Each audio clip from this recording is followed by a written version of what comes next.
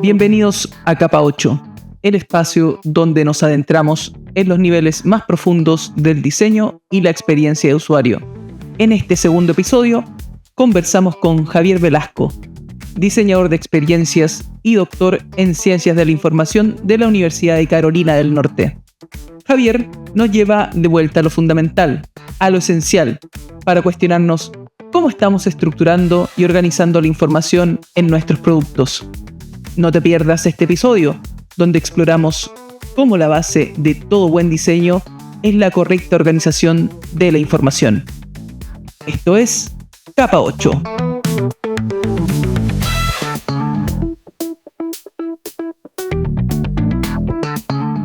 ¿Cómo te involucraste en el mundo de la arquitectura de información y qué te motivó a desarrollarte en esta disciplina? Mi camino fue como más bien como por voluntario, como que decidí, quiero ser el camino que haga.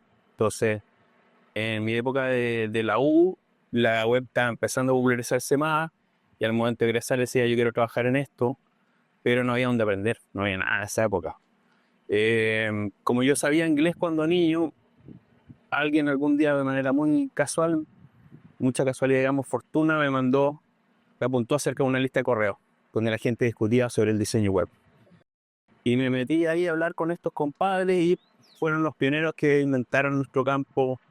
Al par de años que estábamos hablando con ellos, dijeron, mira, salió este libro, se llama Arquitectura de Información para la Web, la primera edición del Oso Polar. Y yo, como que vi que toda esa disciplina calzaba mucho con mis intereses y con mis habilidades también un poco algo con el entrenamiento que traía. Entonces, combinar la parte humana con cómo nos comunicamos y la tecnología como medio, en el fondo era todo un mundo nuevo de posibilidades que era un ojo en blanco. Se podía hacer de todo. Entonces yo quería ver qué posibilidades podíamos llevar para ofrecer nuevos servicios, para que la gente se comunicara, para formar comunidades de gente que se interesara por el mismo tema, etc. Dije, this is the way.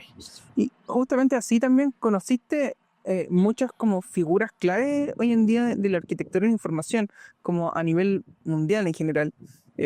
¿Cómo fueron estas conexiones y cómo influyeron justamente en tu desarrollo profesional? O sea, yo era parte de esas comunidades donde ellos interactuaban. Listas de correo, después pasamos a organizar algunas conferencias juntos, trabajar editando una de las primeras revistas que había sobre la materia. Y la mayoría de la gente en esos grupos eran gringos. Hubo otra comunidad que participé, que fue fundador, que era global. Teníamos un compadre en Australia, otro en India, algunos en Europa y otros siempre también harto en Estados Unidos. Entonces era como que estuve en contacto primera mano, conversando todos los días, discutiendo las cosas con la gente que fue definiendo nuestra disciplina, publicando los primeros libros y forjando un poco el camino, planteando las metodologías. Estaba ahí, digamos, en la trinchera con ellos. Y dentro de eso, a principios de la década del 2000, se desarrollaron algunos seminarios e instancias de difusión como llamada AI Chile, y tú tuviste una participación bien activa en ese grupo. Este evento como que marcó un cierto hito en la arquitectura de información en el país. ¿Y cuáles fueron esos principales desafíos y logros de esos encuentros en esa incipiente comunidad? Claro, mira, en cuanto a motivación, en el fondo yo traía la experiencia de armar estas comunidades profesionales con gente extranjera, entonces quería como que traer esa cultura de colaboración entre colegas al estadio local y empezar a dar a conocer esta disciplina que era muy interesante, que trae un montón de posibilidades, pero como tantas otras veces, quizá llegué demasiado antes que el mercado, décadas antes por lo menos, prácticamente, y la idea era esa, como tratar de convocar gente que se interesara. Encontramos gente súper interesante que estuvo súper motivada, tuvo como unos primeros años bien potentes. De hecho, incluso la primera vez que se hizo una de esas conferencias yo no estaba en Chile, pero como que la pelota que había echado a andar a robar tomó vuelo hasta que se concretó. Y yo creo que en esa época ni siquiera había mucho video streaming, sino como que creo que mandé un saludo por escrito, qué sé yo, como parte de los que armaron todo esto. Entonces, hubo un empuje importante que en el fondo igual logramos, en cierta forma, fundar una cierta semilla a nivel nacional para que se empezara a hacer ruido. En ese sentido, el UX y arquitectura de información, Chile fue como los primeros países que empezó a crecer en esos temas. Y eso en parte a todo este grupo que fuimos formando y empezar a reclutar gente, a organizarnos. Y en ese sentido, ¿cómo has visto tú esa evolución de la arquitectura de la información en sus inicios? Te diría en el país, pero también en Latinoamérica, versus lo que está hoy día en términos de desarrollo de la disciplina y que se llama hoy día ya más, en términos concretos, experiencia de usuario, pero también diseño de producto o muchas veces también de la mano con que nos toca trabajar con los product owners. Entonces, ¿cuáles crees tú que han sido hoy día estos nuevos desafíos? Pero ¿cómo has visto esta evolución? ¿Qué cosas buenas, qué cosas malas ha llevado a esta evolución? Sí, o sea, yo fui parte también y testigo y parte de ese proceso cuando al principio toda la disciplina la llamábamos arquitectura de información basada en la premisa que construimos sistemas de información y el cómo le damos forma a eso es fundamental para la experiencia que se desarrolla. Y a medida que todas estas plataformas empezaron a tener cada vez más funcionalidad, la parte de interacción se empezó a hacer más importante, un balance entre interacción y estructura de información. Y llegó un momento que, ¿cómo llamamos a esto? Entonces, lo llamamos arquitectura informal o lo llamamos experiencia de usuario, y ahí iba y venía la discusión, reflotaba y qué sé yo, al final fue ganando el UX como concepto paraguas que lo engloba todo. Ahora después el otro ángulo, como el estado actual, después de la entrada de la agilidad, los modelos de trabajo, han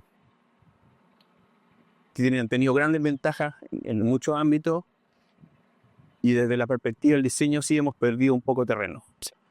Originalmente, si viéramos el clásico modelo Garrett, donde tenemos 5 planos, donde partimos por la estrategia, el alcance, estructura, esqueleto y superficie, el UX, si bien no lo hacía todo solo, era como el articulador central de todo ese proceso, que mantenía una visión única de lo que era el producto y buscaba el balance entre las necesidades de negocio y las necesidades del usuario, que a veces eran contradictorias. Entonces uno tenía que jugar bien claro ahí cómo lograr, no sé, por ejemplo, en un formulario típico, la empresa quiere sacarle la más información personal posible a la gente y por otro lado la gente quiere resguardar su privacidad. Entonces uno ahí tenía que encontrar el balance de encontrar información suficiente para que la empresa pudiera operar su negocio y suficientemente poca para que la persona estuviera dispuesta a entregar. Toda esa parte estratégica se fue de vuelta a parte del área de negocio y le tomó este rol de producto, y que en principio el product owner es como el defensor del usuario, pero en la práctica no siempre eso se cumple. Entonces nosotros siempre estamos tratando de empujar un poco por esa visión, pero yo tengo la sensación como que se perdió un poco el espíritu de lucha. Antes como que siempre era claro, teníamos súper claro que parte de nuestro trabajo teníamos que hacernos camino, que no era fácil, que no era una cosa que era fácil de explicar, de vender y de ganarse la credibilidad. De ahí nace un poco este concepto de UX molecular en el fondo, donde nos hacemos nuevamente como responsables de esta base y cómo este concepto que en el fondo es reconceptualizar lo que ya entendemos, forma parte de nosotros y nos ayuda a diseñar la información en la actualidad. ¿Cómo se hace cargo de eso? Claro, la idea es que esto es como un llamado a volver a enfocarnos en la información, a entender lo que estamos haciendo son productos de información. Nosotros no estamos trabajando con madera, metal, vidrio, estamos trabajando con información.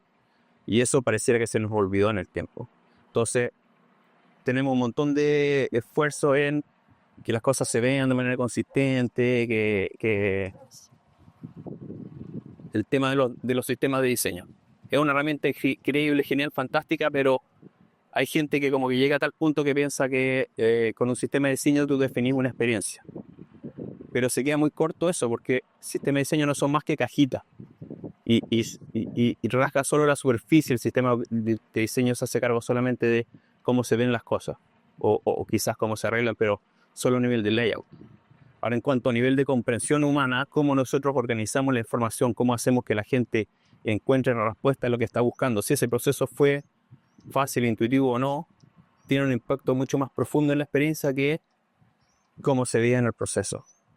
Entonces, es esa manera en que nosotros vamos asociando las cosas para ir construyendo información y posteriormente conocimiento, es fundamental en la experiencia humana en general. Entonces, dentro de nuestro proceso, al perder la vista, que en el fondo la información es el material, el recurso central con el cual nosotros estamos trabajando, y el foco nuestro es organizar esa información, esa visión como que se perdió y fuimos entregando cada vez menos valor. Al irnos empujando nosotros hacia la superficie, es menor el valor que vamos entregando, tenemos un impacto menor sobre la experiencia del usuario. Entonces la idea esta es como volver a llamar a la gente a enfocarnos en cómo nosotros estructuramos esa información.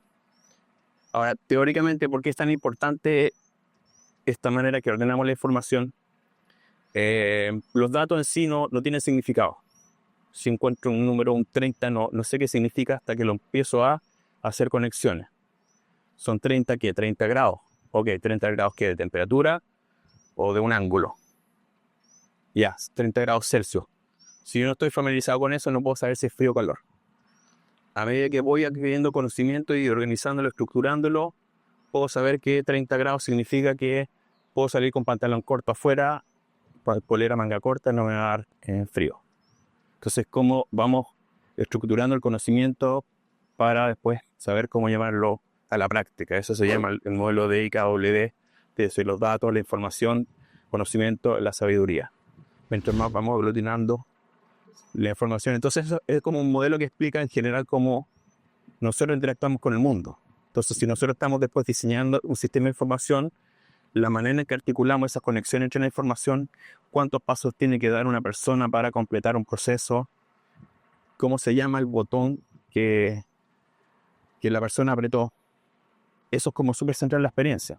O sea, por ejemplo, el Design System se encarga qué forma, qué color tienen los botones, ¿cierto? Pero va a ser mucho más importante para la experiencia qué es lo que dice ese botón, qué espero yo, qué me imagino antes de cliquearlo y qué me encuentro después de haberlo cliqueado. No estoy diciendo que no sean útiles, no sean importantes, genial, pero no perdamos la vista que la experiencia es más profunda que simplemente la interfaz.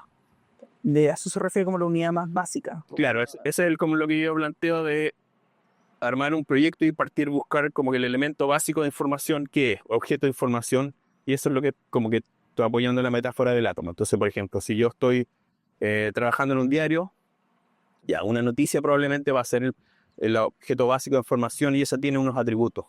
La noticia tiene un autor, una fecha, un titular, una bajada, cuerpo de texto, le podemos asociar imágenes. Esa imagen después tiene a su vez otros atributos. Todo eso son metadatos. Entonces van formando un modelo como que con aristas hacia los lados que podríamos asimilar a un átomo y al ir integrando todos estos distintos átomos porque son sistemas. Todo está interconectado, vamos formando moléculas y así vamos construyendo nuestro producto que está armado de información. Entonces, cómo conectamos esa información es la clave de qué forma va a tener nuestro producto. Cómo voy a encontrar los productos. Si, por ejemplo, yo estoy en una tienda, una gran multitienda de ropa, veo un pantalón. Si yo tengo un puente entre el color de ese pantalón y otros productos del mismo color, puedo comprarme un pantalón azul y buscar la camisa que le conviene ahí mismo en la tienda. Entonces estoy permitiendo posibilidades a ese usuario que si yo no lo hubiera pensado de manera sistémica, me las perdería. Y ese es como parte del problema que tenemos ahora, que es volver al origen. El problema que teníamos al principio, antes que se plantearan los procesos de diseño de experiencia, era que todo se discutía a nivel de pantalla. Llegaba el cliente, te dibujaba una cosa, quiero que esto sea mi proyecto. Y con el paso del tiempo, yo veo hoy en día clientes grandes, importantes, toda la discusión se da a nivel de pantalla. Entonces después resulta que el mismo concepto, que un botón que tenía acá, se llama de tal manera y en la página siguiente, a pesar de que hace lo mismo, tiene otro nombre porque lo hizo otra persona después, meses después, como que actualmente en el mercado existe demasiada parcialización de todos los productos, como un proceso demasiado analítico y se pierde la mirada sistémica. Justamente es clave, o sea, son sistemas de información, eso es otra cosa que debemos como mantener en mente. Y dentro de ese mismo como paraguas, ¿cómo es tú todo este tema y los nuevos desafíos que también traen eh, el tema de las nuevas tecnologías como la inteligencia artificial y el aprendizaje automático? ¿Cómo crees que nos van a pegar en la disciplina o cómo ves que deberíamos nosotros enfrentarlo? Creo que tiene muy en línea con esto mismo que yo estoy diciendo, como de que volvamos a enfocarnos en dar un valor más importante. Porque esta como aceptación pasiva de quedar arrinconados a nivel de superficie trivializa lo que estamos haciendo, pasa a ser una de las partes más fáciles de lo que hacemos, Ya. y nos deja vulnerables a ser reemplazados. Mientras que el otro tipo de proceso que es más complejo, más central a la arquitectura de información, la parte de las investigaciones cualitativas, poder empatizar con la gente que va a usar tu producto, eso es algo que las máquinas todavía les quedan un par de décadas por llegar a ese nivel. Pero cosas como la manera correcta de aplicar un widget son cosas que pueden seguir una serie de reglas y se resuelven. Entonces, va un poco de la mano con eso, como volvamos a centrarnos en capas más profundas del proceso de experiencia, que son súper fundamentales en determinar esa experiencia, más allá de lo superficial, porque es donde realmente entregamos valor y ahí vamos a lograr realmente innovar y poder aprovechar esta herramienta de inteligencia artificial para facilitar nuestro trabajo y nosotros poder enfocarnos en cosas como más relevantes, y algunas otras cosas que son más superficiales las podemos automatizar. Y dentro de eso mismo, ¿qué consejo le darías tú a alguien que está recién partiendo en esto y ve que ya hay harto donde mirar? Entonces, quizás está un poco confundido. ¿Cuál es el consejo que le darías tú después de todos estos años de experiencia? ¿Qué sería lo principal donde enfocarse? ¿Qué hacer? ¿Qué no hacer? Que vuelvan a los clásicos. Partan por el origen como para que les ayude a tener un poco de perspectiva de cuál es toda la amplitud de esta problemática, toda la serie de herramientas y mecanismos que hay,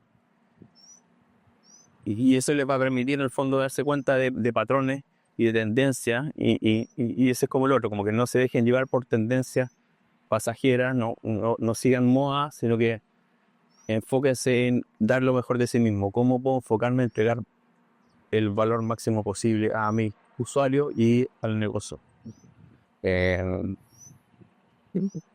Sí, por ahí.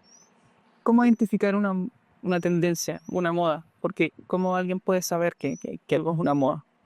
En esta industria sobre todo. Es que a eso me refiero, como que si tú conoces un poco la perspectiva histórica, sabes cómo se viene desarrollando esto, vas a entender que una cosa ya, en qué manera, qué cosa tiene en común con lo que venía antes, en qué sentido se está desviando. O sea, por ejemplo, me tocó tocar en un proyecto donde pensaban que Lean UX era como el gran documento final sobre todo lo que existía sobre experiencia de usuario, y eso simplemente como cómo lo llevamos a un ambiente de trabajo en particular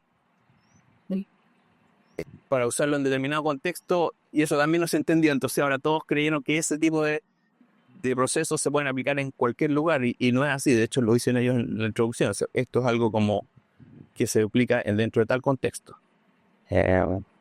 Entonces como que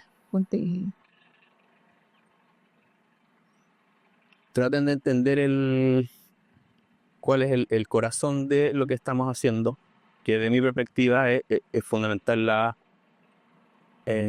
definir la información que estamos entregando, que estamos pidiendo y cómo la estructuramos. Tomen en cuenta, por ejemplo, que en la comunicación, en las viejas teorías de comunicación de los 70, tenía como distintos axiomas. Uno decía que es imposible no comunicar. Entonces, si el usuario está buscando y algo que se supone que debería tener mi producto no lo tiene, ese resultado cero, estoy comunicando que, que no estoy realmente enfocado en él como debía estar. Entonces, y otro de esos mismos, dentro de ese mismo marco, otro decía que toda la comunicación es intercambio de información, pero también de relaciones. Entonces, a pesar de que estas comunicaciones están virtualizadas, una compañía no es más que un grupo de personas. Entonces, los clientes de ellos es una interacción entre personas, como una empresa, como un cliente interactúa con una organización, digamos, mental, conceptualmente. Nosotros venimos con años de evolución para interactuar con personas. Entonces, cuando interactuamos con un computador, no lo vemos a nivel subconsciente, lo vemos como una persona y en el fondo después, a cierto nivel, nosotros podemos decir que esa interfaz es un reflejo de cómo esa organización se expresó en ese medio.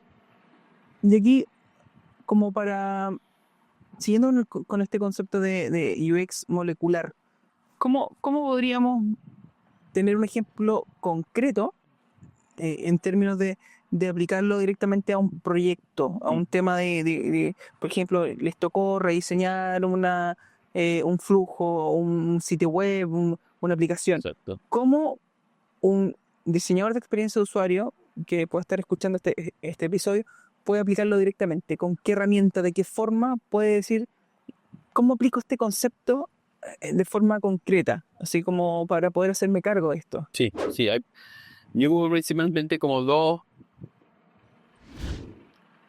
digamos, ¿cómo se puede decir? Dos tipos de lienzo. Uno son como a nivel diagrama y los otros son las hojas de cálculo. Uno en el diagrama puede explorar las relaciones visuales entre las cosas y después como la hoja para cálculo te permite como documentarlo ya de manera mucho más exhaustiva. Entonces, lo que yo recomendaría sería como partir, que en el fondo igual lo mismo que yo hago con todos los proyectos, como que partir por el documentar cuál es la situación actual. Entonces uno empieza a recorrer cuáles son todas las páginas que tiene un sistema. Se pueden documentar con una cajita, si quieres le asignas un número consecutivo de ahí en adelante, o sea, sección 1.1.2.3, pues la segunda sección 2.1.2.3, y vas viendo qué datos tienen en esa página como clave, ¿no? O sea, si tiene un párrafo, no escribimos el párrafo entero, pero vamos sacando, por un lado, como el tema de metadatos. Por otro lado, podemos ir documentando los nombres de los botones que son gatillos para la interacción. O sea, es también otro concepto que se ha perdido, digamos, con la evolución del mercado. Hoy en día, si bien es bastante abstracta la idea, no es fácil de entender, los chicos que trabajan en UX deberían ser expertos en la materia y no entienden la diferencia entre navegación y interacción. Sí. Navegación implica simplemente pasar desde un documento a otro, recorrer un espacio de información, y a diferencia de la funcionalidad es generar un proceso que tú ingresas algo y te procesa un resultado distinto a lo que entregaste. Entonces los botones típicos como de acción, que normalmente la regla general, digamos, en principio, recomendación general es rotularlos con verbos, tienen su tipo de tratamiento, mientras que los botones de navegación, que te van dando el contexto de cómo nosotros orientamos de este espacio de información, tienen un tratamiento distinto. Entonces los dos, al combinarlos, son sistémicos. O sea, por ejemplo, si yo tengo aceptar como parte del botón, si yo lo tengo listo en mi inventario, me sale como mucho más visible, más fácil la manera de entender si es que esa función tiene el mismo nombre en todas las páginas que estoy tratando. Entonces ahí uno descubre el problema. Y el segundo paso es como que empezar a buscar mejora, encontrar cuáles son los problemas que hay ahí, que algunos pueden ser como súper evidentes. Por ejemplo, encontrar un banco en vivo donde el cual yo soy cliente. Si tú entras como en la sección de hacer transferencia, puedes hacer transferencia a tu usuario existente, transferir a un usuario nuevo, puedes revisar transferencias, pero si quieres borrar a un usuario, eso no está en la sección de transferencia, está en otra parte. Bien. Y por mucho que estuviera en otra parte, lo lógico sería que igual tuviera un puente. Entonces son conceptos que están súper asociados, pero en cuanto a la navegación, están en distintas secciones. Y eso resulta que se hace más difícil encontrar las soluciones. Entonces, partan primero, en primera instancia, como que tratando de entrenarse ellos mismos, de desarrollar ese ojo crítico. Podía hacer el ejercicio, que de hecho es como lo que yo hacía cuando estaba en los primeros años, como buscando clientes, qué sé yo, como que aprendiendo a afilar mis propios instrumentos, hacía simplemente por ejercicio para ir afinando, análisis de distintos sitios existentes, los documentaba y empezaba a analizar qué cosa está bien resuelta, dónde hay problemas. Y a medida que va llegando a algo más fino, quizás en la primera pasada puedes encontrar errores que son como relativamente obvios y mejorarlo. Y después tienes que empezar a investigar todo lo que es en UX, entender el lenguaje de los usuarios, los modelos mentales que ellos tienen, los vocabularios que tienen. Ahí hay otro concepto que yo he venido empujando el último par de años, que siempre nos dicen, por ejemplo, que como investigación no hay tiempo para investigar. Entonces, y le explico al cliente, la investigación es un mecanismo de reducción de riesgo. Si yo no tengo investigación, ¿qué hago? Adivino. Si adivino, lo más probable es que no acierte. Y si no acierto, no voy a tener los resultados esperados, voy a tener que volver a hacer todo de nuevo y quemar horas de gente, el presupuesto, etcétera. Entonces, la investigación nos ayuda a que las decisiones que tomemos estén mejor fundamentadas, están más informadas esa decisión y nos reducen el riesgo de equivocarnos. Entonces, encuentro que es súper importante esa etapa, como entender bien cuál es el problema, qué es lo uno que quiere lograr con esto, y ahí tienes esa mochila que te permite tomar decisiones y en base a entender cómo es la persona, puedes empatizar, ponerse sus zapatos y entender para qué lado es la solución. ¿Y cómo crees tú que se viene dentro de los próximos años en la industria? ¿Qué crees tú que así como en términos como de visualización de la industria, del mercado, de la comunidad, cómo ves tú que viene hoy día en términos profesionales y de mercado la disciplina? Sí. Es una buena pregunta y yo creo que es más difícil que nunca imaginarse lo que va a pasar. Estamos a pasos de una revolución gigante, pero que cosa de años. O sea, chicos que están, por ejemplo, hoy en día entrando a estudiar UX, en el momento que se estén graduando, el mercado va a ser completamente distinto. Por otro lado está el problema en el fondo que decía antes, como que si te enfocaste de manera excesiva como en un nivel superficial,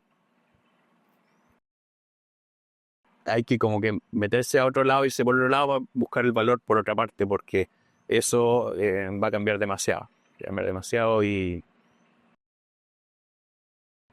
en el fondo la recomendación sería como meterse de cabeza en este mundo, entender, me refiero a la inteligencia artificial, entender bien cómo nosotros podemos usarla, siempre pero como de la mirada que es un medio, no es un fin. Como que,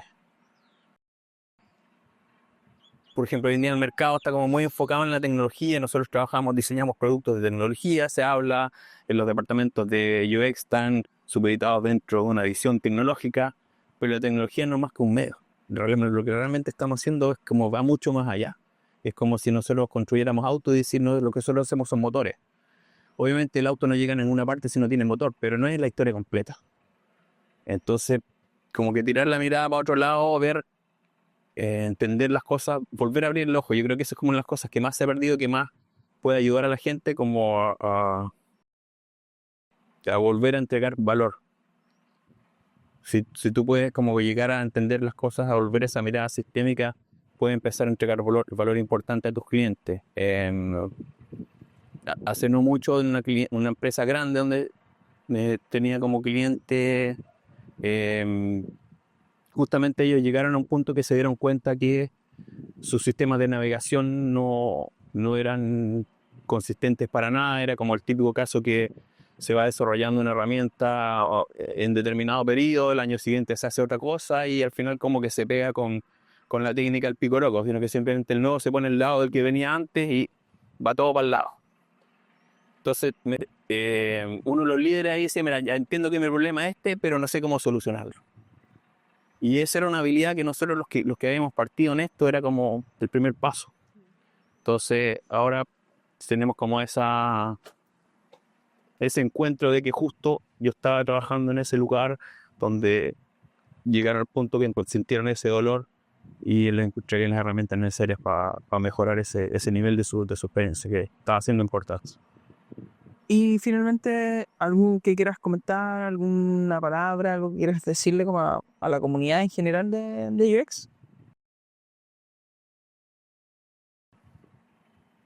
Que no es fácil ser UX. Yo creo que parte de los problemas como que de eso que te hablaba antes, como que se trivializó y hubo gente atraída pensando en que era como una forma fácil de poder trabajar en algo que fuera entretenido y bien pagado. Pero sin necesariamente entender la complejidad que tiene esto y la dificultad entre hacer una cosa más o menos y hacer un producto excelente. Entonces, llevo a que se trivializara. Entonces, como que invitaciones como a ser un poquito más crítico y cuestionarnos cuál es el realmente foco del UX, cuál es el valor que tiene y qué es lo que estamos sacando para afuera, cómo estamos cambiando realidad, volviendo a esa idea, al fondo, la manera en que una persona interactúa con la aplicación de su banco determina qué nivel de control puede tener sobre sus finanzas. Son cosas como pueden tener una consecuencia súper importante en la vida de las personas. Entonces, si no lo terminamos como de esa mirada y entender que esa aplicación no es un producto en sí, sino que es más que un punto de contacto en todo ese ecosistema de puntos de contacto entre la empresa y la persona, que van estableciendo una relación donde se puede aumentar o reducir el nivel de confianza en base a cada uno de esos puntos de encuentro.